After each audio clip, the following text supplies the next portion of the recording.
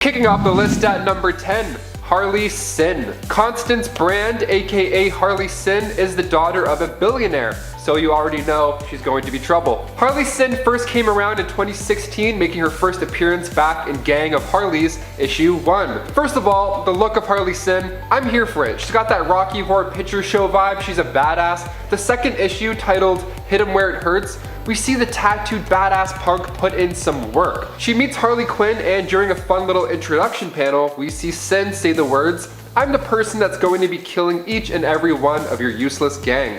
So right off the hop, she's kind of a big deal. I don't know, she's in a bad mood. So this rich billionaire father I mentioned earlier, yeah, Harley Sin's father in fact is believed to be Donald Trump, or at least he was drawn and characterized to resemble him. That plus the tattoos, drug addictions, and lust for violence, you got yourselves quite the villain. And before we move on to number 9, make sure if you guys haven't done so already to go ahead and click that like button. It helps us out a bunch here at the studio, and it's this one, not this one. Unless you're a Spider-Man, then maybe it's that one. Go ahead and click that one. Number 9, Grail. Grail is the villainous daughter of Darkseid and basically acts as an opposing force to Wonder Woman. The two women were born at exactly the same time, and it was prophesied that Grail, the daughter of Darkseid, and Myrna would bring about much destruction. As such, she was almost killed as soon as she was born, but her mother protected her. She proved almost right away in the comics that she was a new villain worthy of our time when she made easy work of the Justice League. She and Diana ended up facing off shortly thereafter, but their fight was interrupted. However, they would continue to clash during the Darkseid War, and likely will keep doing so, as Grail was basically designed to be the perfect foil for Wonder Woman. Grail was first introduced in Justice League Volume 2, Issue 40. And number 8, Godspeed. August Hart, aka Godspeed, made his first debut not too long ago in The Flash Rebirth Volume 2, Issue 1. With a name like Godspeed, one can only assume the powers in which they'll contain. Super speed, which is also my favorite superpower on the low. Created by Joshua Williamson and Carmine Di Giandomenico, sorry if I butchered that name, I tried 7 times. Godspeed stands out from the rest of the speedsters because of one badass reason. He can separate speedsters from the Speed Force. Now if you watch the CW's Arrowverse, you know what I'm talking about already. August Hart was also a detective, a former partner of Barry Allen, to be frank. And then along comes a force storm in Central City, and all of a sudden you have these godlike powers. Pretty ideal powers for a hero, and also a villain. That's right, as you would have guessed by clicking this video, he doubles as a villain on the low. So he became the Flash's partner while secretly becoming Godspeed the villain. Not cool, dude. Why'd the villain move though? Well, when August's brother was murdered by a criminal, he was released due to insubstantial evidence. So August decides to confront the Black Hole organization after they had stolen property from Star Labs. He sees their symbol that resembles one at his brother's crime scene. Interesting. So while confronting him, that's when the Speed Force lightning strikes. I feel like if I was a speedster, I would just be like Quicksilver, right? Hang out in the basement, play some stolen video games. Is it really that hard to just chill out? I know you're angry, but like, it's all good. Speed walk it off. And coming in at number 7, Volthoom, Earth 15. Making his first appearance in Green Lantern Annual Volume 5, Issue 1 back in 2012, also known as the First Lantern. So like I said, he's from the future on Earth 15 in the year 3079, and after his world was on the brink of destruction, him and his mother used the newly discovered emotional electromagnetic spectrum, which is a multiversal force powered by all life in the multiverse. Then they used this power to create the Travel Lantern, and then Volthoom left to find safety while his mother stayed behind and unfortunately, in superhero fashion, died by being crushed by a building right as he left. So he traveled for weeks through space and time in desperate hopes to find something to save his home world. So he goes to Earth 17 and uses the spectrum to resurrect plant life. Cool, not much more to do here, let's go next. He tries Earth 47. Then they use the spectrum to create nice music. Cool. And next he went to Earth 3, where he met a sorcerer named Mordu, in which he creates a power ring out of a piece of his soul. And that ring of course being called the Ring of Volthoom. He finally found Earth 0, where he acted as the law and order. Eventually Volthoom's mind was corrupted from the spectrum, and he becomes insane and tries to kill the Malthusians, who had created a great heart battery beforehand. Not cool, Volthoom. More like not cool Tomb. Nah, I tried. And number 6, Daniel West, Reverse Flash.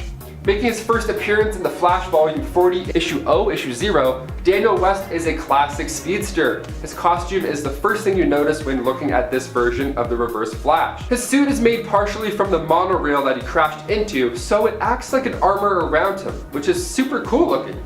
It was merged to him. So after an accident where you get super speed, becoming a supervillain isn't too hard of a lane to slip into, especially when your mother dies while giving birth to you and your father is an aggressive alcoholic. Yeah, Daniel's upbringing is super tragic, so he uses the Speed Force in attempts to go back in time and prevent this from happening at all costs. So if anybody has to die in the meantime, so be it. His goal is to take out other speedsters and use their Speed Force to help him achieve his goal. Sad times indeed. Number 5, William Cobb, the Talon. He made his comic book debut in 2011 back in Batman Volume 2, Issue 2, and the Talon is an assassin for the Court of Owls, who claims to have killed several Wayne family members, including Bruce Wayne's great-great-grandfather, Alan Wayne. Not a bad resume. He began his early days juggling baseballs on the street just to get by, and after his father had passed away tragically while building a bridge for Cameron Kane, he began his early days juggling baseballs on the street just to get by, after his father had passed away tragically while building a bridge for Cameron Kane. So he would earn some money and then sneak it into his mother's purse. What a gem. And then one day somebody was watching his act and then got pickpocketed. So William Cobb noticed and hucked one of these baseballs at him, saving the day. The man offered him a job at a circus as a thank you. So he started using knives instead of baseballs to amp up the act, keep it fresh, and eventually met his love, Amelia, back when he returned to Gotham. Now he was a celebrity though. Amelia's father didn't like the two in love, so he told William to beat it. Amelia at this time was actually pregnant. Ruh-roh. So Cobb joined the Court of Owls and became one of the Talons, and went back to Amelia's house to kidnap his own son. His son ends up becoming the Gray Son of Gotham, John Grayson's father. Number 4, Oblivion. Making his first appearance in Green Lantern New Guardians Annual Issue 2 back in 2014, Oblivion is made of Kyle Rayner's rage, fear, and anxiety. He's the physical form of all of those traits and even believes himself to be Kyle Rayner. He stayed in his apartment and even tricked Carol into thinking that he was the real deal. So he has powers that allow him to shapeshift, teleport, he can project vast amounts of energy that match a white lantern, and he can also create illusions of people and objects. So one day Oblivion teleported Carol and himself to Arizona, where he used his powers to alter all the people in the buildings there. He's kind of annoying like that, Number 3, Gotham Girl, aka Claire Clover. She made her debut in DCU Rebirth Issue 1 in 2016. Her and her brother Hank both traded in years of their lives for superpowers. So they can either live 2 years at Superman's level, or live a few hours with godlike levels, which is really interesting. If you had this power, which way would you go? Let us know in the comments, because I'm curious. So Batman ended up taking Claire and Hank under his wing, but unfortunately, Psycho Pirate's mind manipulation ended up getting the better of him. Hank ended up using all of his life force just to defeat the Justice League. After his death, Claire wasn't doing too well. Batman even told her his real identity and how he sometimes likes to talk to his dead mom as well. How lovely, what a nice little bonding moment. Now, by the name of this list, you won't be too shocked to hear that she had also been secretly working with Bane to break Batman on a psychological level. Not cool. And number 2, the Court of Owls. I mentioned them earlier, so I figured since they're gonna be in the new Robert Pattinson Batman flick coming out in 2022, they're worth a bigger mention. So since the New 52, the Court of Owls have picked up steam. Created by Scott Snyder, this new secret society looks as cool as they are. They're an ancient group that has been secretly controlling Gotham for a while. Like a while. They even go back to some early Bruce Wayne days, hence them being part of the Matt Reeves Batman plot coming up. Their top assassin, of course, being the guy I mentioned earlier, Talon. So he ended up attacking him, and then Bruce decided to do some detective work, discovering the secret society. So he finds out that the Court of Owls actually has secret headquarters in every building made by the Wayne Trust. Sneaky. Gotta love secret cults. And finally, number 1, Mr. Bloom. One of the coolest looking guys on this list, Mr. Bloom made his debut in 2015 in Batman Volume 2, Issue 43. He began his journey by stealing high-tech seeds. Yep, you heard me, I said seeds. Makes sense why he's got the flower on his face. It goes well with the terrifying Slender Man look. I wonder what it smells like. Probably death or daffodils, one of the two. So after he took these super seeds, he got some superpowers, super strength, elasticity, hence the lankiness, and he could project flames and ice from his hands. Pretty neat. So he decides to give these seeds to a select few who desire superpowers. The only cost? Their life. I think next year for Halloween, I'm gonna go as Mr. Bloom. Either him or Orlando Bloom. One of the Blooms for sure, I'm just not sure which one, you know? Kicking off the list at number 10, we have Element Woman. Making her debut in Flashpoint Volume 2, Issue 1, she was actually recruited by Cyborg to help prevent an upcoming war between Wonder Woman, Amazon's crew, versus the Aquaman and Atlantean's crew that was destroying Europe. So she tries to help out, but Shade, the changing man, uses his M-Vest to reveal that Element Woman, Emily Sung, was insane. Awesome, okay, cool, way to expose our girl. So Cyborg recruited Emily and other metahumans, and the Justice League figured Element Woman was too powerful to not include in the fun. Come on, you gotta get her in there. Alongside Firestorm and Atom. Like Metamorpho's power, Element Woman could transform into any of the elements found in the human body, and then craft them how she pleases. She uses the metal to change her hair colors, which I wish I could use. Although my hair is already going white. That's great. And before we continue on, guys, if you could go ahead and toss us a thumbs up on this video, because it does help us out quite a bit at the studio. Thank you so very much. You guys rock. Now back to some other Justice League members. Number 9, Mara. Making her first appearance in Aquaman issue 11, Mara has taken the place of Aquaman temporarily. See, Mara was on her way to break through the Crown of Thorns, the invisible magic barrier that had surrounded Atlantis. But before this though, she had thought that Aquaman had died by Atlantean soldiers. She even mourned him at the Curry Lighthouse. So she started attacking the Crown of Thorns. She was pissed, makes sense, and while doing so, she actually created these massive tidal waves. So the Justice League came in, and after the battle, she started to calm down. She realized she was putting like a lot of civilians at risk with these tidal waves. Like one time I had a temper tantrum at the zoo when I was like 3. Straight up just hucked my ice cream cone and it went right over some guy's sneakers. Poor dude. I'll never forget my actions. Horrible, horrible actions. Batman didn't approach me and ask me to be on the Justice League afterwards, but Mara, she was lucky enough to get that, so. She then served as a temporary replacement for Aquaman. Not a bad gig. Number 8, Martian Manhunter. Your kind will fail, your kind will always fail. Those are some of the last words spoken by Martian Manhunter in Final Crisis 1 after he gets trapped in a prison. See, he had originally went there to be undercover as John Jones and regularly would report back to Batman, right? That's a pretty good crew. Then the villains broke free and he was left behind. Not good. So Human Flame had given the villain Libra instructions to kill Martian Manhunter. So Libra went and stabbed Martian Manhunter with a staff in front of the entire secret society of supervillains, and upon his death, he returned back to his Martian form. And in his final moments, he still managed to do his job and send a message back to the Justice League.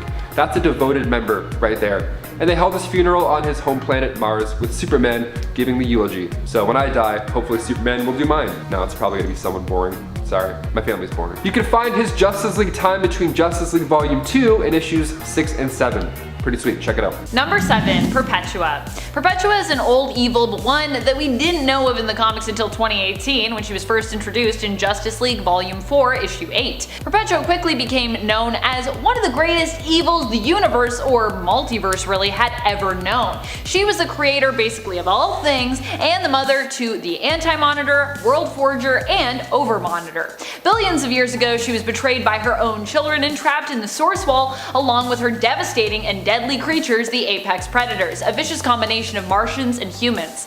Yeah, she really old. Perpetua was the one ultimately responsible for the crisis in the DC universe, as it was her whisperings from within the Source Wall that brought them about. The energy allowed her prison to weaken, cracking a little more each time there was a crisis, which was how Perpetua planned to escape. She was eventually freed when the Source Wall broke as a result of Barbatos and the Batman Who Laughs actions, allowing her to once more wreak havoc on the world and earn back her power so she might rebuild the universe again in her own horrifying image. Number 6, The Kindred. Making its first appearance in the Multiversity Guidebook number 1, the Kindred is this cosmic force that appeared after the Rebirth event. Created by Grant Morrison, the Kindred is a 4-part entity, and they each represent DC lore, so those 4 being the Speed Force, Magic, Cosmic Power, and Emotional Light Spectrum. So they have a handle on pretty much any angle out there. Now, this is a villain list, so this is bad news for us, or rather bad news for pretty much any world.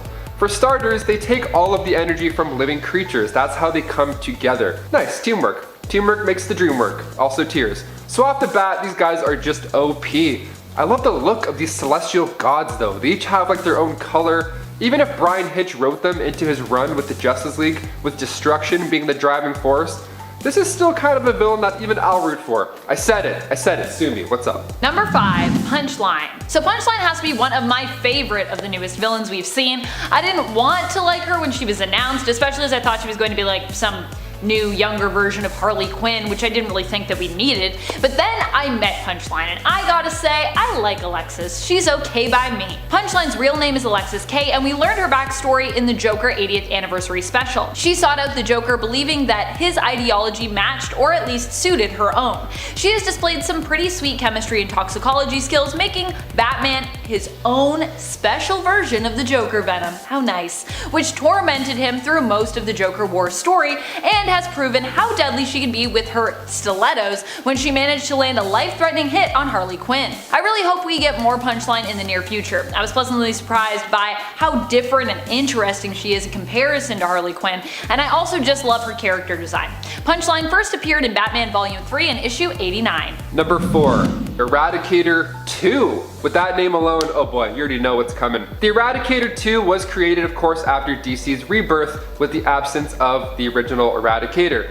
Another big bad version was bound to show up. I mean, we expected it. So of course, this is the newer version of Eradicator from the 80s comics. But the best part is that he still has the 80s look. He's got the retro, badass glasses, which are such a nice touch, by the way. Just by looking at this guy, you can tell he's the coolest. Created by General Zod, this AI ended up taking on the physicalities of Superman, hence the everything about him. So when this badass AI is close to a yellow sun, he gets powered up real good. I'm talking the usual super strength, stamina, flight, speed, and he's basically invincible.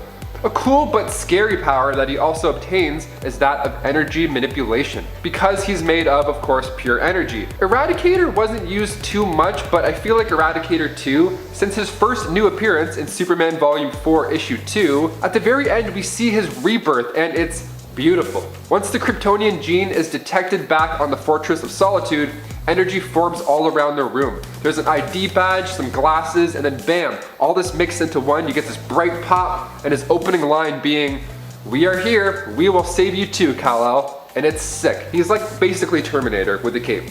He's got the look, there's this energy coming from him. I would love to see this guy go head to head with Henry Cavill. I mean, maybe we'll get more of a dark alternate version with the Snyder cut of the Justice League, but fine, that'll have to do in the meantime. For now. Number 3, Clown Hunter. Clown Hunter is just a kid who stepped up to the plate when it came to taking back Gotham during the Joker War. Seeing his neighborhood being ravaged and attacked by the Joker gang, and having lost his parents to the Joker, he was inspired to start cracking skulls, which is exactly what he did, defending the innocent with a baseball bat with a batarang attached to it, to kill any clowns that crossed his path. His true name is Bao Pham, and at the end of the event, he was confronted by Batman himself, who suggested that he seek help and speak to a therapist. He also offered to mentor Clown Hunter, but warned him that he would not tolerate the teenage Bao killing anyone else, no matter their crime. Clown Hunter seemed interested in getting help, but only after his work was done. Clown Hunter first appeared in issue 96 of 2016's Batman. Number 2, the Batman Who Laughs. Bruce Wayne, but from Earth 22, is a touch different than the one that we know best. The Dark Universe is a very special and very vast place filled with alternate versions of characters, but one of the most notable has to be the Batman Who Laughs. Making his first appearance in Dark Days, the casting, this Bruce Wayne has, well, of course, similar origins that we're familiar with. Parents were murdered, became a crime-fighting bat, protects Gotham, all the good stuff. But this Joker changed his path up. Joker began murdering everybody in Gotham. He bombed a hospital and then shot the parents of the kids. Like, he's twisted, and he's also dying at the same time. He's dying from the chemicals that made him become the Joker in the first place. So of course he wanted to take everybody out with him. So when Batman stepped in and killed him by breaking his neck, the toxins from the Joker were inhaled by poor Batsy, causing this to happen. So a day later, he's joined by Batgirl, Nightwing, Red Hood, Red Robin, who were training in the Batcave, and then Batman then shot all of them. And then this is just the beginning. This insane clown Batsy is terrifying and entertaining in all of the right ways. Number 1. Ghostmaker. We don't know a lot about Ghostmaker yet. He first appeared in Volume 3 of Batman, the current run, in issue 100 as a mysterious figure. And so far, he stayed that way. We'll likely see more of him in issue 103, but so far we know he's not as new as he might appear. In fact, in Batman issue 102, Batman seems to recognize him, leading many to speculate as to which old rival Ghostmaker's true identity could actually be. We do know that he's here to challenge Batman for Gotham and to provide the people with an alternate option when it comes to choosing their hero for their city. He also comes with a ton of tech, and at this point is probably going to quickly end up being better equipped than Batman himself when it comes to gadgets, as Bruce just lost all of his fortune to Lucius Fox. Well, he gave it away, that is. And Lucius is out of the Batman game. Bruce is on his own this time around when it comes to equipping himself, and he only has his own ingenuity and the help of the Bat fam to back him up. And at 10, Atomica. After Earth 3 was destroyed by a mysterious force, Atomica is able to escape to Earth Prime. Atomica intended to join the Justice League, and got into their ranks by defusing a bomb planted by the Atlanteans in their war against the surface world. Atomica was recruited into the Justice League as the Atom, but she actually had a secret agenda. She was preparing to rescue the crime syndicate. She used her hacking skills to detect the presence of a virus contained inside the body of Victor Stone, and planned on using it in her mission. When the Justice League and Justice League Dark fought in Kahndaq over Pandora's box, Atomica revealed her true motives and used the virus she discovered to shift Victor's cyborg parts away from him and make them form the grid. Pandora's box was then opened and revealed to be a portal that the crime syndicate was able to use to come to Earth Prime. Then they invaded the Earth, and everyone was trapped in the Firestorm Matrix, so yeah. And at 9, Element Woman. Emily Sung can transmute her body into different compounds, gaining her powers under unknown circumstances. And when the League was said to be defeated during the war between America and Atlantis, Cyborg recruited a group of metahumans who would be useful. Element Woman was one of them. During the meeting that came after, the Big Seven agreed that there was nobody else like Element Woman and that she was going to be very useful, so they recruited her along with Atomica and Firestorm. When the crime syndicate invaded Earth Prime, she was trapped inside the Firestorm Matrix along with the other heroes. When she was released along with everyone else, her powers had interacted in a weird way with firestorms, and she was teleported a random distance away. The ordeal left her scarred, and it didn't help when the members of the League didn't come looking for her. And at 8, Mira. Mira joined as a temporary replacement for Aquaman. The Crown of Thorns, a massive magical barrier, had been placed around Atlantis, trapping Aquaman. And after a battle with the League about breaking it down, Batman had offered that she join. During her time with the League, she had several adventures on the surface world. She was in the battle with Shirak and faced the time-displaced descendants of the League. This caused her to meet with a possible daughter from the future named Serenity. She joined in Justice League Volume 3 number 24 and still remains active to this day. She has helped the League several times since then, and the League has helped her in return. Typically not all at once, just a couple of members, like when she called on Superman and Wonder Woman to help hold the villain known as Eel hostage because she was sick and couldn't do it with her powers. Number 7, Supergirl, Kara Zor-El. Much like how Krypto was sent to Earth, Superman's older cousin, Kara Zor-El, was also sent to Earth. She was sent from the dying planet Krypton to protect Clark Kent. Well, rather Kal-El, but of course, as fate would have it, she was knocked off course by the explosion of her home planet. What a bummer. So she ended up in the Phantom Zone, of course. Now in the Phantom Zone, you can stay there for decades and not age at all. Your skin would look fantastic. That's actually what Kara did. So after her pod finally escaped, she landed on Earth and soon joined the Danvers family. Now, of course, if you want to see her in action, you can catch the hit show Supergirl. Only 3 different actors have played her, the most recent and current run being portrayed by Melissa Benoist. So if you start binging it now, you can actually probably catch up for when the 6th and final season airs sometime next year when the world starts to be cool again. But if you want to start reading her from her comic book origins, you can find her first debut in Action Comics issue 252. And also, of course, the Justice League United issue 2. That's when things start cooking. Number 6, Fire. Beatriz da Costa is a founding member of the Justice League International. She made her first comic book appearance in DC Comics Presents, issue number 46. She started off as an amateur model, like we all do, in Brazil, and then became a showgirl and stage performer, and eventually she became an undercover secret agent for the Brazilian government. That's usually how it happens, right? I mean, I'm trying the exact same career path right now. I'm hoping Brazilian undercover agent is next. Checking my emails. So close. One of these missions, she was actually exposed to a pyroplasmic explosion. See the name Fire, you know? It's starting to make more sense now, eh?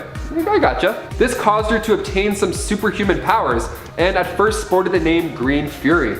And before the Justice League, she joined Global Guardians. Then along comes the Justice League International, and her and Ice Maiden decided to go and apply for this job. This was after Black Canary's resignation, and at this point, some members were being abducted. So the Justice League took them on, sporting the new and I would say improved names, Fire and of course Ice. Number 5, Booster Gold, aka Michael John Carter. There's the link.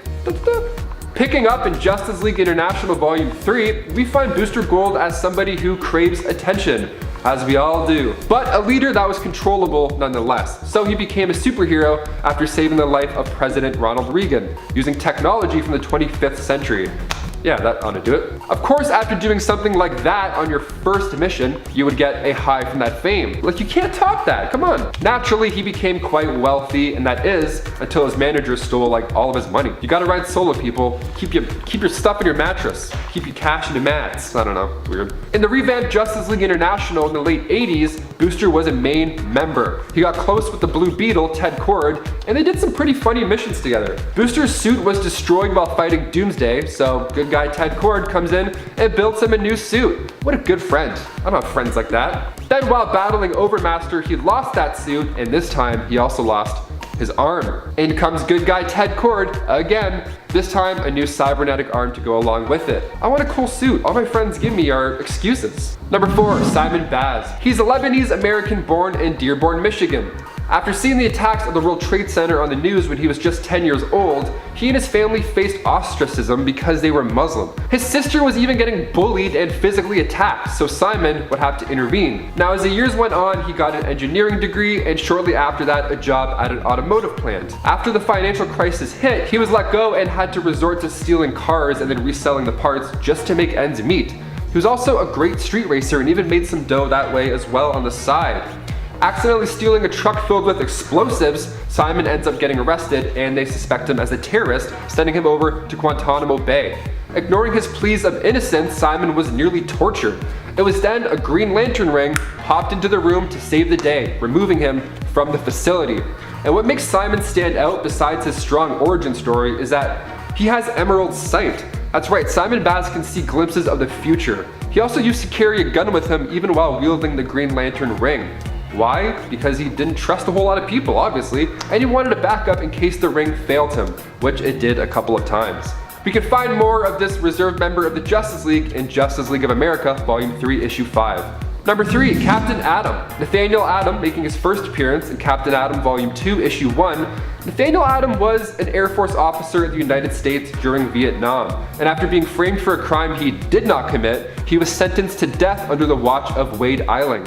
Now, of course, he didn't want to be executed, so instead he was asked to be part of an experiment that had little chance of survival. I would take that risk. I'm a gambling man myself.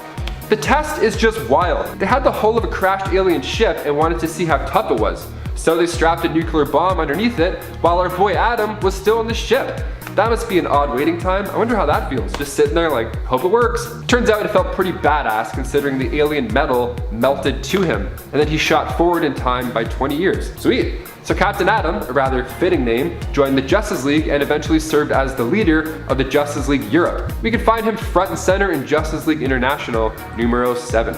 Go check it out. Number 2, Steel. John Henry Irons, making his first debut back in '93 in Adventures of Superman issue 500. And after the world lost Superman, John Henry Irons tried to take the Man of Steel's place by using a high-tech suit made of armor. Then once Superman came back, he was simply just referred to as Steel. I mean, OG Man's back in town, you gotta change the nickname. Batman made the conclusion that the Justice League was full of brawn and needed a bit more brains. And boop, Steel has entered the chat. Steel crushed it too. He helped defeat Prometheus and the Queen Bee, and he led the reserve team as well, which included Huntress, Barda, Zuriel, and Plastic Man. He kills it. And finally, at number 1, we have Dr. Light, Kimio Hoshi. Making her first appearance in Crisis on Infinite Earths, issue 4, Kimio Hoshi was a supervising astronomer working in an observatory in Japan. She helped her co-workers as they were following a mysterious phenomenon and they were watching its path. They were actually so afraid of this thing that she had to make them leave just so she could focus and study this thing in peace. The Monitor felt threatened from the Anti-Monitor absorbing parallel Earths, of course. So he created a champion. You see where I'm going already. So he sent a beam of energy from the Vega star down to Earth, where it met Kimio. Now she obtained the powers of photonics, and the cool name came along with it as well. She was a member of the Justice League a few times, even the Justice League Europe. And following Infinite Crisis, after her powers were returned, Oracle invited Kimio to join the Birds of Prey. But after she didn't make the cut on their first mission, she found her more suitable location with the Justice League instead. Starting us off in at number 10, Paraxis. Debuting in Justice League International issue 2 from 2011, Paraxis was a villain introduced during the New 52. He's described as an intergalactic menace, hopping from world to world, picking out ripe planets, destroying them, and then selling their resources. A villain for the Justice League International, he was awakened from a deep sleep in space when the Signal Men, giant alien robot scouts, were activated on Earth. Paraxis is not a threat to be taken lightly either. He was able to capture the entire Justice League International team, and while they were able to break free and save the Earth from his plans to destroy the planet and scavenge it, he did manage to get away, and swore revenge as he flew off into space. Moving on to number 9, David Graves. Here we have a foe of the regular Justice Leagues, David Graves, a man who was a historian and an author who was infected by a disease that paralyzed him and killed his family. So, as an author, he had written texts on Atlantis, the miracles of Fatima, and other fringe subjects. He and his family were also saved by the Justice League, which prompted him to write his most popular book, Justice League: Gods Among Men. But then his family came down with that unknown disease, for which David blamed the Justice League. He snapped, shot his doctor, and then disappeared, returning 4 years later to steal the Orb of Ra. From this, he was able to use spirits to feed off of people's misery. Graves first appeared in Justice League issue 6 back in 2012. Moving on to number 8, Nick Necro. Nick, who first appeared in Justice League Dark Volume 1, Issue 12 in 2012, was formerly the greatest mage in New York. He was a mentor to both John Constantine and Zatanna, and he was also banished to Hell. Yeah, talk about a resume. That latter bit went down when Nick betrayed his disciples on an obsessive quest to obtain the Book of Magic. He was pulled out of Hell by Felix Faust, who, alongside Dr. Mist, wanted his aid to recover the Books of Magic. Necro was also determined to get revenge on Zatanna and Constantine. This all went down in a story arc titled The War for the Books of Magic, and ended with Necro being locked up in a metahuman facility. And at 7, Simon Baz. Simon Baz was strapped for cash, so after giving up street racing he started stealing cars. Eventually he stole a car filled with explosives, and ended up getting arrested and presumed to be an enemy of the state. He was deported to Guantanamo Bay where he was nearly tortured, despite his plea of innocence. That's the moment a Green Lantern ring burst into the room, deeming him worthy and removing him from the facility. After disappearing, the League found him and he restated his innocence, even allowing Wonder Woman to golden lasso him. But the ring he had used to belong to Sinestro and Hal Jordan, so it reacted violently to the contact and he fled in fear. He joined the League in Justice League of America Volume 3 Number 5 as a reserve member, to be called upon when the time is needed. And he is the partner in Anti-Crime too, and at number 6, Jessica Cruz. After stumbling upon mobsters hiding a body and the murder of her friends, Jessica Cruz developed a debilitating anxiety and locked herself in a room for 4 years. During the crime syndicate's invasion, she was chosen by the Ring of Volthoom, after its owner Harold Jordan of Earth 3 was killed by Sinestro. The ring forced itself upon Jessica and took over her body and mind. Under the influence of the ring, she attacked her hometown and fought the Justice League and Doom Patrol.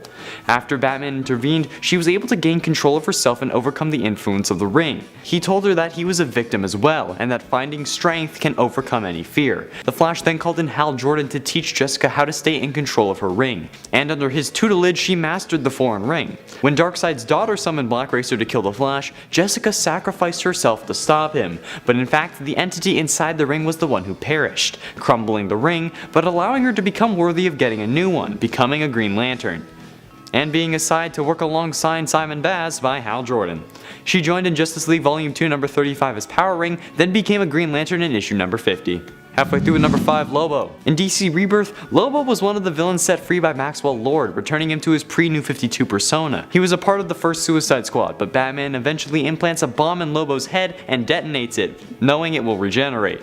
When Lobo discovers that Batman did it to set him free of Max's control, he accepts Batman's offer to join a new incarnation of the Justice League to repay him. This causes him to be a founding member of the Second Justice League of America, along with Black Canary, Ray, and others. Lobo possesses strength comparable to that of Superman Superman, but this varies from writer to writer. Sometimes he's even shown as just slightly stronger than a human.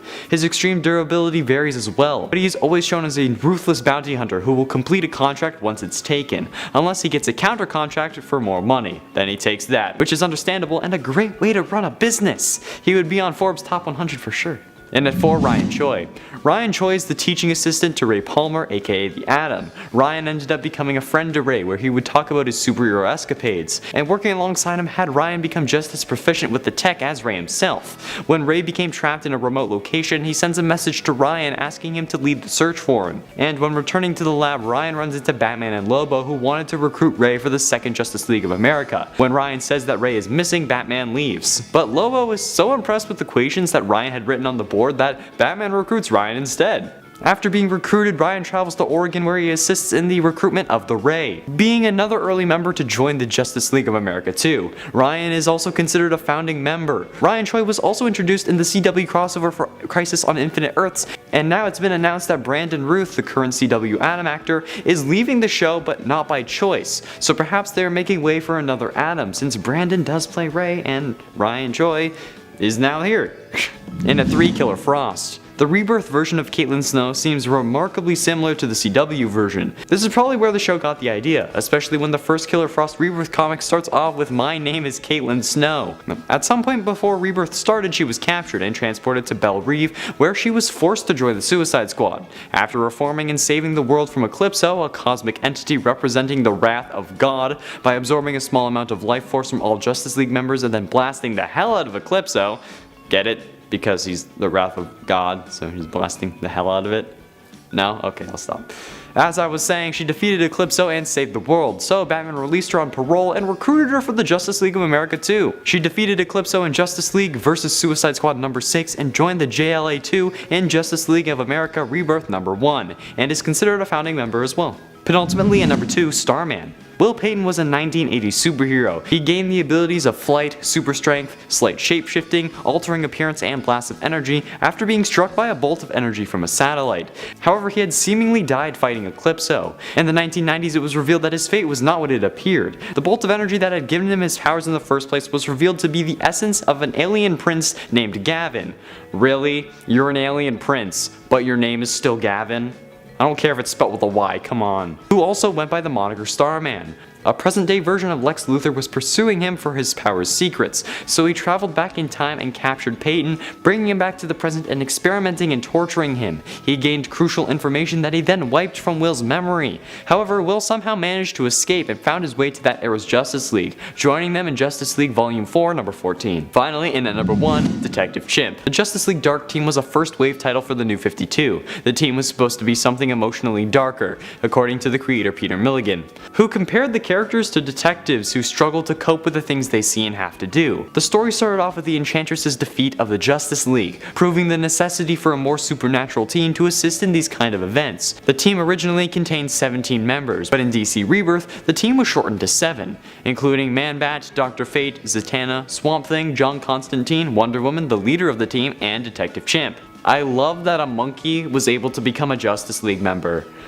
Well, I mean, technically Justice League, but like, not really. Like, Justice League adjacent. Monkeys are my favorite animal anyway. There we have it, Nerd Squad, the top 10 newest Justice League members. Number 10, Glenn Morgan. Glenn, or Mr. Metropolis as he is sometimes known, was a villain that New 52 Superman came up against. He ended up being targeted by both Superman, both as Kal-El and Clark Kent, due to crimes he had been involved in. After being dropped off the side of a tall building, he was forced to confess to his involvement, but managed to avoid going to prison. He spoke out against Superman as an alien threat to planet Earth, and managed to attract the attention of General Sam Lane and Lex Luthor, who then became obsessed with trapping Superman. Number 9, Super Doom. This villain first appeared in Action Comics Volume 2, issue number 9. Super Doom is a villain who was actually created by the non-powered team of Clark Kent, Lois Lane, and Jimmy Olsen, in an unfortunate partnership with the evil corporation Overcorp. Super Doom was supposed to be for Lois, Jimmy, and Clark the savior of humanity. They envisioned him as a hero named Superman, who would be created using a device they invented that turned thoughts into reality. However, instead, their Superman became corrupted and turned evil and set out on a mission to destroy every other Superman in the multiverse, becoming known as Super Doom. Calvin Ellis, the Superman of Earth 23, with the help of his Earth's Lex Luthor, were the two who ended up putting a stop to Super Doom the first time around, though eventually Super Doom would be redeemed and would later be transformed into a hero. But when he was introduced, he was a villain. Number 8. Wraith. Wraith first appeared in Superman Unchained #1 and was created by Scott Snyder and Jim Lee. Wraith is an acronym for William Rudolph's Ace in the Hole. He was introduced in the story Superman Unchained as the original Superman, an alien who was sent as a gift to Earth from an alien race as a response to a mathematical equation the Earth had sent out into space, which that alien race had intercepted. Wraith was used by the military as a weapon and tool in World War II, and continued to be used by them ever since. Wraith, however, as a super being, belonged to the US military, and of course was only loyal to the USA, and ended up turning on Superman when Kal-El came into conflict with General Sam Lane. Wraith was also stronger than Superman, who turned to the Justice League for help in defeating Wraith, which ultimately only made Wraith expand his wrath to that of the Justice League as well. In at 7, Grail. First appearing in Forever Evil issue 8 from 2014, Grail is Darkseid's daughter. But she's also half Amazonian, having been born to an assassin named Marina on the very same day that Wonder Woman was born. What a person to share a birthday with. She was prophesized to cause great destruction under the command of the Anti-Monitor, and she is pretty darn powerful thanks to her new god Amazonian hybrid physiology, able to use magic, two-dimensional travel, resurrect others, summon, corrupt the will of others, produce omega beams, and also, she has superhuman strength, speed, durability, stamina, all that jazz. And she's immortal, so that's fun. In at 6, Barbatos. Finally getting into some villains who debuted after the New 52 and in DC Rebirth. Gotta love continuity reboots, am I right? Barbatos is a beastly one. First debuting in Dark Days, the Casting issue 1 from 2017, Barbatos, who is also known as the Bat God, was created by someone called the World Forger. More on them later. He's an entity who was created to consume universes that were in decay. The most stable universes would become part of the DC main multiverse, and Barbatos, a dragon-esque bat creature, would be sent out to destroy the other ones. But Barbatos' lust for destruction got the better of him, and he killed his master, corrupting the Forge of Worlds, which would later become known as the Dark Multiverse. Because he no longer did his job, unstable worlds persisted and would eventually join the Dark Multiverse too. Barbatos came into contact with Batman and the rest of the League, though, much later, when he set his sights on destroying the regular multiverse. Oh, and side note, he also claims to be the bat that Bruce Wayne saw through the window of his home the night he became Batman. Yeah. Moving on to a much less scarier villain. In at 5, the Omega Titans. Actually, they're pretty terrifying too. First appearing in DC Nation Volume 2, Issue 0, the Omega Titans, aka the Four Brothers, or the Four Mothers depending on the planet you're on, are a group of eons-old entities who are believed to have been the ones who created life in the universe. As the legends go, at the end of the universe, the Omega Titans are supposed to consume all life to determine which of their natures had the most impact throughout the universe. Those natures being mystery, entropy, wisdom, and wonder. They first appeared after the Source Wall was broken, the Source Wall being the barrier surrounding the multiverse, and began to consume all life on a planet called Kalu. In order to put a stop to the situation from growing more dire, Brainiac formed 4 different teams from Earth's heroes and villains in order to face the threat that the Titans posed. Now, the Titans possess immense power, capable of absorbing galaxies for energy, and they can crush planets within their fists. According to Brainiac, the likes of Superman, Wonder Woman, Etrigan, etc. are just so tiny and inconsequential to them. In at number 4, Umbrax. Another 2018 villain here, let's talk about Umbrax, who first popped up in Justice League Volume 4, Issue 3. Umbrax is another mind warp of a villain. It's a dark emotional entity, a timeless primordial force of the cosmos, which acts as the center of the invisible spectrum. So remember how we mentioned Barbatos earlier? When he was trying to take over the multiverse, his Dark Knights broke the Source Wall, and a piece of the Source Wall, known as the Totality, broke free and released a bunch of strange energies into the universe. Now this included 6 hidden primal forces, one of which broke the seal that kept Umbrax at bay. It would unleash its power over the ultraviolet part of the invisible spectrum, and Sinestro and Lex Luthor would end up unleashing it on Earth. In at number 3, Perpetua. Introduced in Justice League Volume 4, Issue 8 in 2018, we've got yet another villain ready to give you an existential crisis. Oh, Perpetua. Perpetua is the first creator and mother of the Over-Monitor, Anti-Monitor, and the World Forger. She is said to be the most feared being in the greater Omniverse. She is a super celestial, part of a race that was sent by the judges of the Source to create a new system of life within the greater Omniverse. Yeah, we are talking big stuff here. 20 billion years ago, she created the first multiverse. She then created suns to monitor each of the realms of matter within her multiverse. Flash forward 5 billion years later, Perpetua searched all of the universes within her multiverse to find those with great potential, which brought her to Earth Zero. Seeing humans and Martians as imperfect, she merged the two species together to create something called Apex Predators, who would then serve as her soldiers to fight against the judges of the Source. When the other super celestials found out what she was up to, twisting the scale of judgment and defying her function, she was sealed away into the Source Wall. After the Source Wall was broken, she regained her corporeal form thanks to Lex Luthor and Brainiac. In at number 2, the Triumvirate of Sea Gods. Poking our heads out of the cosmos for a hot second with this number, let's talk about these three who first appeared in Justice League Volume 4, Issue 10 back in 2018, from a story arc called Drowned Earth Prelude, which was a prelude story, as you can probably tell. The Triumvirate are ocean deities of other galaxies. Like Poseidon is the ocean deity of our galaxy, they are to others. Now, the group is made up of Commander Drogue, Captain Gull, and Fleet Admiral Tide. They're gods, so therefore have the physiology and powers of gods. Wonder Woman even noted that Commander Drogue's power eclipses Superman's. That's intense. They lead a massive and loyal alien army, and Drogue has an alien Kraken called the Flood, who does pretty much anything he commands. They would continue to be villains of the Leagues during the Drowned Earth Justice League Aquaman crossover event that led into the beginning of 2019. Speaking of 2019, that brings us to our final number in at 1, World Forger. World Forger has got one hell of a family.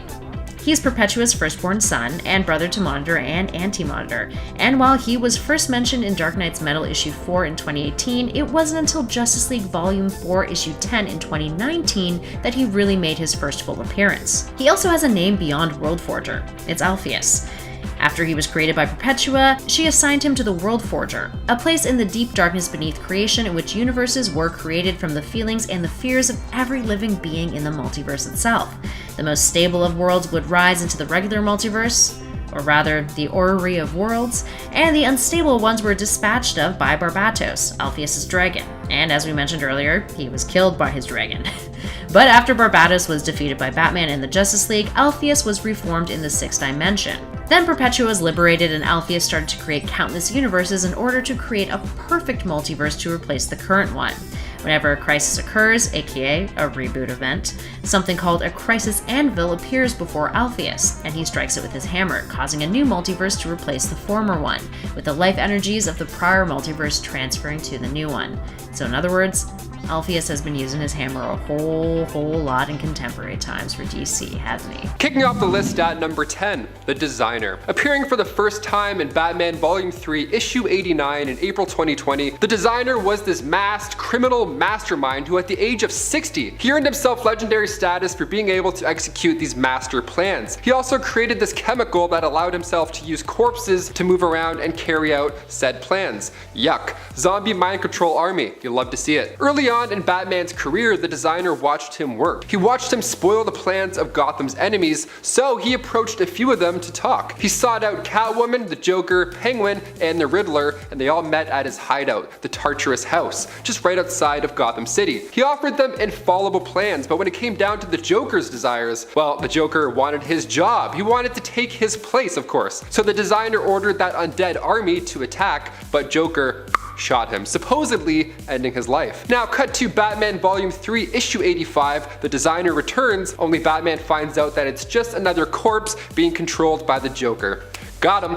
Number 9, Icon. Icon is not a living organic character, but is an AI character who was created by Ghostmaker. Icon was created to help Ghostmaker and sometimes act as his moral compass or even kind of his survival instincts, as Ghostmaker is a psychopath who as such is completely fearless, meaning that he often struggles with both of these important emotional components and traits. Icon acts similarly to Tony Stark's AI in the MCU, Jarvis, and helps Ghostmaker with calculation, strategy, and perspective active on missions. Also, for those of you that are like, Jarvis is actually Tony Stark's butler in the comics, yes, I also know that too. But in the MCU, it's an AI. Icon also appears as a little blue ghost emote like the ghost emoji on your phone, or little ghosties seen in Pac-Man. Basically, I'm a big Icon fan.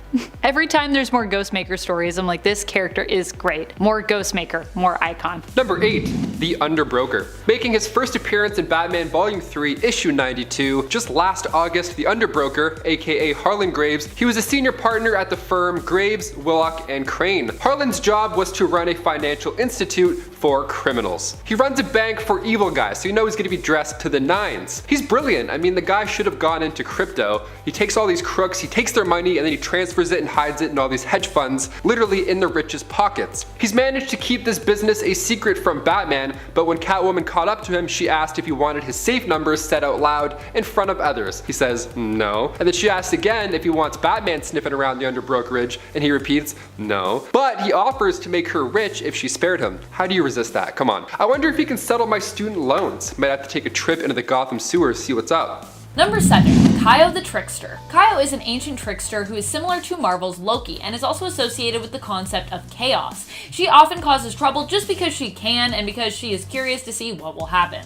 Kaio was responsible for transporting both Superman and Batman through time to an alternate world where they met alternate versions of themselves and were forced to fight. She often wipes the memories of those she meddles with, leaving them with no knowledge of her existence or what she did to them. Kaio first appeared in Batman/Superman issue number 2. Number 6. Leviathan. Leviathan was another mysterious villain of Superman's for a good amount of time during DC's Leviathan event. He was the leader of Leviathan, an anti-capitalist organization who seeks to dismantle society and reshape it through replacing the world's leaders. Basically, it's a terrorist organization. Writer Brian Michael Bendis later revealed that this mysterious figure would actually end up being not a new character, but instead a character who was well established in DC canon, although for a while we thought it was a new character. The big reveal would be that Leviathan was Mark Shaw, aka Manhunter, who had joined the organization and organized a coup to overthrow its leader, Talia al Ghul. After successfully doing so, Shaw became the new leader, taking up the codename Leviathan. And that's who we know him as now, Leviathan, no longer Manhunter. Number 5. Ulysses. Ulysses first appeared in Superman Volume 3, Issue 32, in the New 52. Ulysses himself was actually Neil Quinn from Earth. He was sent off-world to the 4th dimension in an attempt to save his life by his parents, who actually thought Earth would soon perish, much like Superman's parents did with him. He returned to Earth years later with superpowers acquired from the 4th dimension that were similar to Superman's, and discovered that Earth still exists. It actually hadn't perished. Ulysses was convinced by the Machinist to betray Earth when he was shown the potential for evil that humanity had. He then attempts to sacrifice 6 million humans in an effort to power his adoptive home, the 4th dimension, also known as the Great World. Number 4. Blank. Blank was first introduced in Superman Lois and Clark issue number 3. He is a psionic supervillain who posed a great threat to Superman post-Flashpoint, despite his powerful telepathic, telekinetic, and pyrokinetic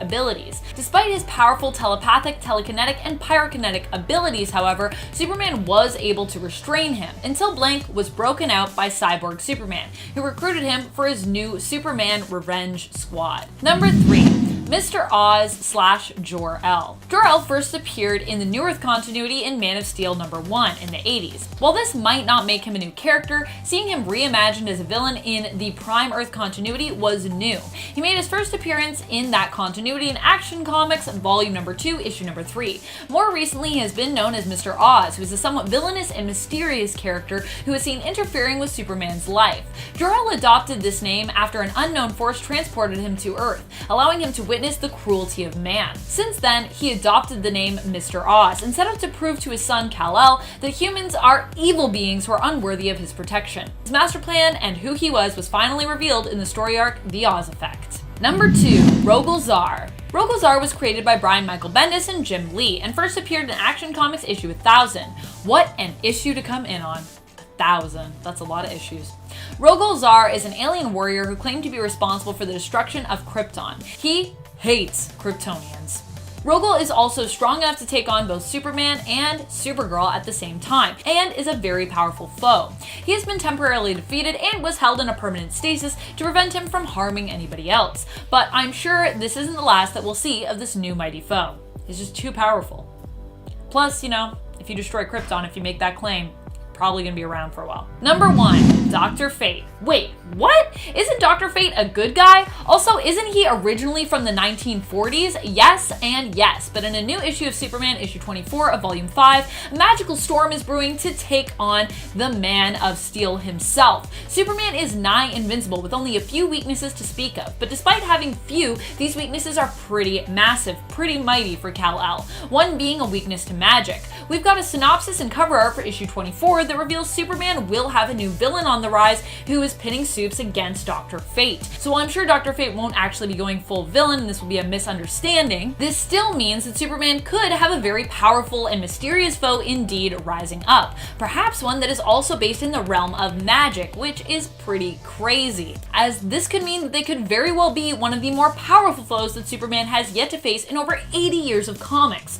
But only time will tell what is really happening in this story where Superman takes on Dr. Fate. And you'll have to wait till at least June of 2020 to find out, assuming there aren't more comic book delays for that title. Coming in at number 10, we've got Vengeance. Bane has been a mainstay in the Batman universe for years. Making many appearances in plenty of different forms, this super strong mask-wearing baddie is widely credited with being the only villain to properly break Batman, both physically and mentally. That's a tall order, especially considering how tough Batman usually is in both these categories. Whether we're looking at Tom Hardy's portrayal or maybe the Bane in Infinite Crisis, he uses his superior intelligence, willpower, and brute strength to bring his plans to fruition. So, of course, his offspring would be similarly powerful, with plenty to offer the stories of Arkham. Enter Vengeance, Bane's wiry, wildly powerful daughter. Appearing first in The Joker number 2, she appears to be looking to kill the clown prince of crime after a heinous attack that came to be known as the A-Day Joker gas attack. This chemical killing spree took out all sorts of folks in Arkham Asylum, and the friends and family of these famous villains were none too happy. Vengeance, living up to her name, has decided that she will be the one to exact revenge upon Joker,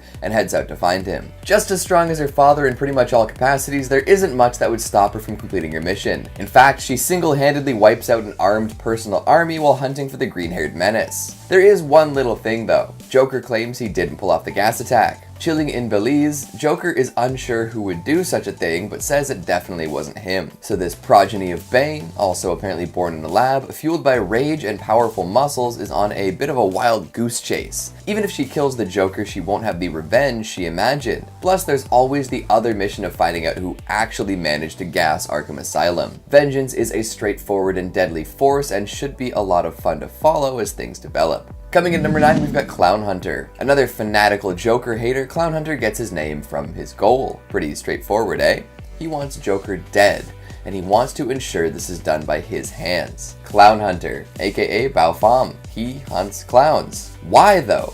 What would drive a young man to committing his life to killing a clown? Sure, Joker's done plenty of heinous things in his lifetime, but that's almost a given of living in Arkham City. Wouldn't most people like to figure out a way to live productive lives, even with the chaos turning in the background? Well, things are personal when it comes to Clown Hunter and his supposed prey. As a child, he witnessed Joker kill his parents in cold blood and then run off cackling into the night, as Joker tends to do, of course. With this traumatic experience, Clown Hunter was committed to a life of hating Joker. He also came to believe that Batman simply wasn't doing enough to deal with this moron society. Joker kept killing innocent people and was always allowed to live afterwards. Even if he were to be imprisoned, restrained, or otherwise removed from society, he'd make his return in one way or another. So Clown Hunter decided that Joker needed to die. Batman was too lax with him, and so were the rest of the crime fighters in Arkham. Armed with a batarang-tipped baseball bat, Clown Hunter killed something like a dozen of Joker's henchmen and even planned on killing Harley Quinn. Somehow, someway, Batman sniffs this out and attempts to reason with the kid. This doesn't stop another vigilante getting involved and encouraging Clown Hunter down the path of violence though. Coming in at number 8, we've got Flatline. Another character named after what they do, Flatline will stop your heart from beating. She'll do it in a particularly gruesome way, too. Known for ripping people's hearts out barehanded, she's a legendary martial artist with a brutal streak. Hell, she even did it to Robin during what can only be described as a Mortal Kombat tournament. Interestingly enough, the rules of the tournament allowed Robin to be resurrected, but that's neither here nor there. After training all her life under some of the world's finest martial artists, she was ready to bring her own story. Heading to the island to win a tournament that was said to grant immortality, she stood head and shoulders above the rest of the combatants. Appearing as an ashen-skinned woman with an affinity for black skeleton-themed clothing, she doesn't seem like the type to mercilessly kill countless top-tier fighters, but she does it anyway and does so with a smile. Number 7. Master Wise. While Miracle Molly and Squeak might have been more prominently featured in the latest issues of Batman as we've come to know the Unsanity Collective, Master Wise is in essence their leader. The Unsanity Collective is all about exposing and reversing the sanity of Gotham, including the sanity its members see in everyday people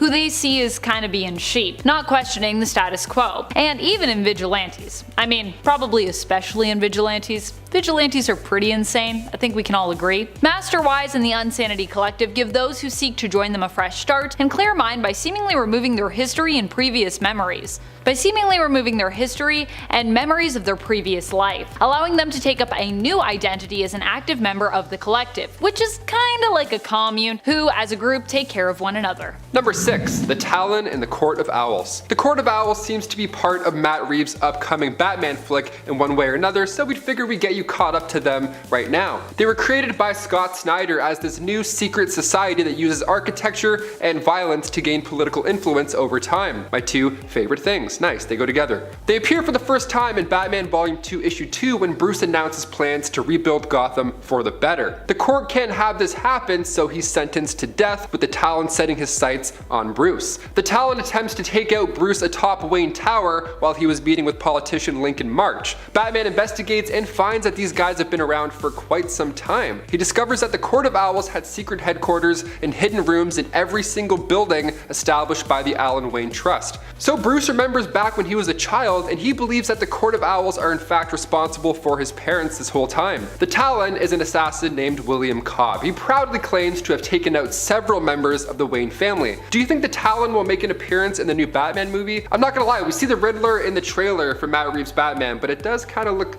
like the Talon a little bit. I don't know, we could be getting fooled. We also see an owl on the Riddler's card, so maybe we're just getting more than we think. Number 5. Madame Midas. Madame Midas is known for being the richest woman on the earth and appears to be covered head to toe in gold. At least that's what it looks like to me in the comics. She's very shiny. A criminal and supervillain, she is an arch nemesis of Ghostmaker's who is prominently featured in his own flashback stories included in the last few issues of the current 2016 Batman series, starting in issue 107. Madame Midas is the current big bad he is up against and looking to take Ghostmaker down in the story, which had its penultimate chapter in issue 111 of Batman, and will have its conclusion told in Batman's 2021 annual issue in November, which I'm super hyped for. Madame Midas awaits Ghostmaker at the top of her tower on a secluded island that he has infiltrated. She has brought together his former enemies as her last line of defense, and in hopes to learn of a way to defeat him. But so far, it's not looking very good for Madame Midas, as Ghostmaker seems to be a step ahead of her at every turn. And friends, before we move on to the next spot, if you are loving this video and you want more Batman videos, which honestly Batman is so good right now, I'd love to talk more about Batman, be sure to let us know by giving this video a thumbs up. Number 4. Red Tool. Wayne Wilkins, Red Tool. This sounds familiar already. Okay. Red Tool made his first appearance in Harley Quinn Volume 2. When Wayne first met Harley, it was love at first sniff. Yeah, Harley was under the influence of these berries that make anybody who smell her fall dearly in love with her. Red Tool also isn't the only one falling under that spell. So what does he do? He fights everybody else who has. He even loses an arm and becomes a cripple during this. He's kind of seen as a joke villain. Obviously he's similar to Deadpool in design and character, but he's actually pretty badass. At one point, Red Tool kidnaps Harley at a roller derby match using sleep gas and then takes her to the top of a Ferris wheel because, romance. Up there, he explains his origin story to Harley, but she's not interested yet. She gets home and sees that he's left her his number and a red hammer. This number is a message explaining that she has to meet him at a local church where he's of course kidnapped enough members for a wedding, which obviously doesn't go well. Number 3. Mayor Nakano. Mayor Nakano was once one of the few honest members of the Gotham City Police Department. Prior to becoming mayor, he was a police officer on the GCPD force, but after the events of Joker War was elected as mayor of Gotham. Mayor Nakano is very important considering that he is the mayor of Gotham and ultimately decides on many policies and programs that could affect the city. He detests masks of any kind, seeing both vigilantes and villains as threats to Gotham and its citizens' safety. Due to the machinations of Simon Saint and Scarecrow, he ended up being pressured into initiating the Magistrate program of Saint Industries, which we know is a road that could potentially lead to a militarized city-state-like cyberpunk-esque future that we saw for Gotham in Future State. I mean, I guess you know that if you read Future State. Which if you haven't read any of the Future State stuff, go read some of it. It was pretty cool. Also, the colors are really nice, I just gotta say. Number 2. Astrid Arkham. Making her first appearance with Detective Comics number 1000 AO, Astrid Arkham was born in, well, Arkham Asylum. Both of her parents were doctors working there. Her mother, Ingrid Carlson, was loved in the asylum, even by the Joker. Her father, Jeremiah Arkham, was a descendant of Arkham Asylum's founder, Amadeus Arkham. So they were Arkham OGs. Now, when Ingrid was pregnant with Astrid, a riot popped off in usual Arkham form. An amazing moment to see here, weirdly, because all these supervillains were now protecting Ingrid while she went into labor. I'm talking Poison Ivy, Harley Quinn, the Joker, Solomon Grundy, and Clayface. What a moment. Now, right after she gave birth, a rogue Batarang slipped by, and that was sadly the last of Ingrid. So now her father had to raise the child alone. She was homeschooled in Arkham and even became friends with all of these inmates. They felt like they owed her mother their kindness at least. She grew up hating Batman, of course, but that hatred grew even more once Astrid found footage of her fateful birthday. From that point on, she trained herself into a skilled fighter, started a cult called the Knights of the Sun, and went after the one who threw said cursed Batarang, eventually calling herself the Arkham Knight. Number 1. Jace. Tim Fox is the brother to Luke, Tam, and Tiffany Fox, as well as the son of Lucius and Tanya Fox. Tim is a new character in the sense that he's been reinvented and reintroduced in the Prime Earth continuity, first appearing in the current run of Batman's issue 101 in 2020. But he also has been around in the New Earth continuity since 1979, so new but also old. However, in the previous continuity he would be introduced and then seemingly forgotten for a lengthy period of time before being brought back near the end of that continuity, making one more appearance right before New 52 came in and brought us the Prime Earth continuity. It would then take 9 more years before Tim would be remembered and brought back again in 2020, and we'd also learn as we peered into an alternate future in Future State that Tim now went by the name Jace and was seemingly destined to become the new Batman after Bruce, which makes him pretty important. If you want to learn more about how and why Jace became Batman, some recommended reading would be The Next Batman and Dark Detective from Future State. And if you want to watch him potentially become Batman or become more Batman-like, you can check out the Prime Earth continuity series, The Next Batman, Second Son, and the upcoming I Am Batman, which as of this reading is currently on issue number 0, but issue number 1 is coming soon. And those are both by John Ridley, so pretty cool reads, I think. Kicking off the list at number 10, we have Erica Manson, aka Marionette. She made her comic book debut just 2 years ago in Doomsday Clock issue 1. Her and her father moved to the United States and opened up a puppet shop across the street from Maze Glass, which eventually led her to meet Marcos Maze, who would soon become her husband, but I'll get into that a little bit later. They started, of course, as best friends, while Marco's stepfather thought that she was a bad influence. Ooh! So Marco ended up saving Erica from some bullies, and Erica's father committed suicide after corrupt police officers were extorting money out of him at his puppet shop. Now, of course, this already sounds like a villain origin story, but it gets worse. So Erica ended up getting payback on the policeman while, of course, becoming the alternate persona, Marionette, with her trusty lover sidekick, Mime, aka Marcos Maze, who I mentioned earlier. I love this duo, honestly. Like, the vibe reminds me of, like, from Baby Driver, where you have Buddy and Darling. A lot of love and violence, just a hot mix. And before we head over to number 9, guys, if you could just give this video a thumbs up and like this video, it goes a long way over here at the studio. You guys rock, thank you. Now back to some more villains. And number 9, the Underbroker, not to be confused with the Underminer from Incredibles. So Harlan Graves, aka the Underbroker, is a businessman and lawyer located in, of course, Gotham City, who runs a bank for criminals. The Underbroker, of course, wears a fancy suit and a mask. I mean, he looks ready to go to the club, and he also looks ready to crunch some numbers. Love the red and black combo. Slick. He's a broker for criminals, so he would help them store cash in hedge funds. And he's actually so good at his job that the Caped Crusader doesn't even know about his secret organization he calls the Under Brokerage. Great name. He actually helped Catwoman transfer Batman's money to her account, but it was later revealed that he was just getting the account for the Joker. Super smart, super evil, and super handsome. Gotta love it. He made his debut in Batman Volume 3, issue 92. So if you want to check him out for yourself, you know where to look. And number 8, Barbados. Also referred to as the Bat God, not Rap God. And he resides in the Dark Multiverse. So, the World Forger, of course, was set to watch over the vast universes, and while some of them held up, there are just some worlds that were just naturally unstable. So, what next? Well, they send a dragon named Barbados to destroy it. That way the energy can then return to the Forge.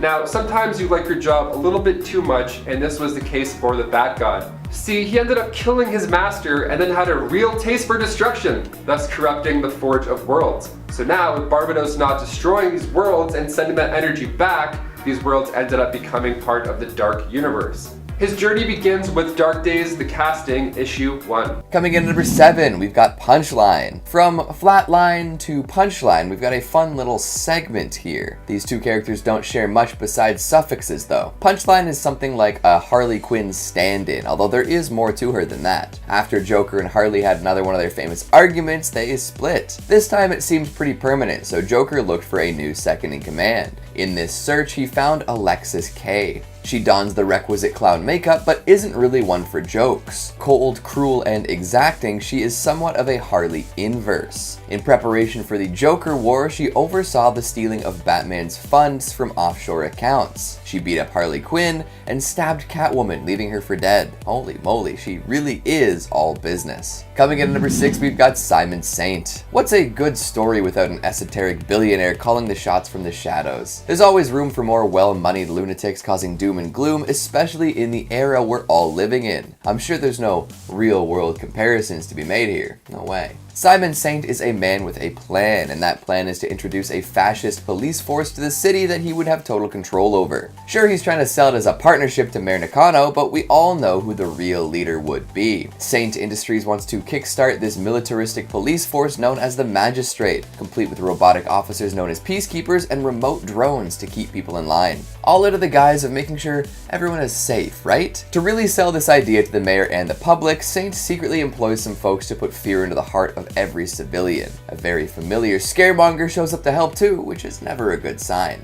Coming in at number 5, we've got Peacekeeper 01. Let's quickly dive into this private army Simon Saint seems to be putting together for a second. There will be plenty of nameless, faceless automatons forcing the people of the city into line, but there's also got to be some extra special leaders, right? For that, there's Peacekeeper 01, one of the first sheriffs sent out by the Magistrate. This one in particular is a wicked strong augmented human, one who Batman readers have indeed met before. Does the name Sean Mahoney ring a bell? He was once a guard at Arkham Asylum, and a brutal one at that. But for a while there was no way for him to get back to work. He was the one who discovered the dead body of Bane, killed by Joker gas, and also went back to rescue some nurses, losing limbs in the process. However, Simon Saint offered him a whole new life with some prosthetic limbs to boot. All he has to do is lead the all-powerful Magistrate police force in their mission to totally take over the city.